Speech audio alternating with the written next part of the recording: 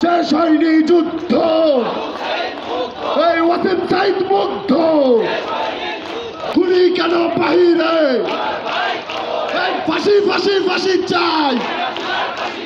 যে আগুন জ্বলে উঠেছিল জুলাই গণঅভ্যুত্থানে, সেই আগুন আজ নতুন করে জ্বলে উঠেছে এই শোকরানার মঞ্চে।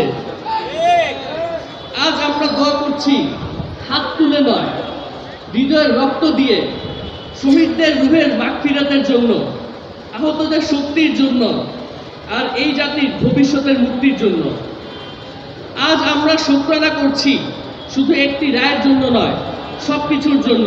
স্বপ্ন দেখি একদিন আমরা এই অত্যাচারীর কবরের উপর দাঁড়িয়ে শুকরানা আদায় করব, এবং এই অত্যাচারীর কবর উপর দাঁড়িয়ে আমরা আমাদের শহীদদের জন্য দোয়া করব। এই দেশ থেকে যতদিন পর্যন্ত আপনারা আওয়ামী বাকশালীর সমস্ত অপরাধনীতির মূলোৎপাটন করতে না পারবেন, ততদিন পর্যন্ত এই স্বৈরাচারী শাসন ব্যবস্থা প্রত্যাবর্তনের একটা সম্ভাবনা থেকে যাবে। কিভাবে সে মূলোৎপাটন করবেন? শুধু নির্বাচন করে?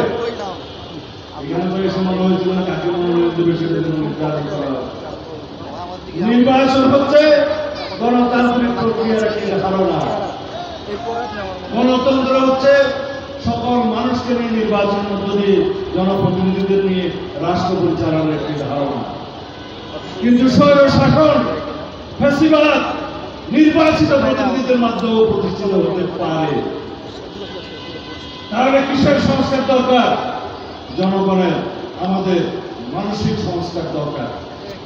আমরা যেন সেই রাষ্ট্রকে নির্মাণ করতে পারি যে রাষ্ট্রে সবাই গণতান্ত্রিক ভাবে চিন্তা করবে, যে রাষ্ট্রে সবাই ন্যায় বিচার প্রতিষ্ঠার জন্য, সমাজের সর্বক্ষেত্রে আইনের শাসন প্রতিষ্ঠার জন্য চিন্তা করে, যে রাষ্ট্রে সবাই জাতীয় সংসদে গিয়ে যেন বাংলাদেশের, সমগ্র দেশের সমস্ত দেশের সমাধানের আলোচনার কেন্দ্রবিন্দু হিসেবে কাজ করতে পারে সেই চিন্তা করে।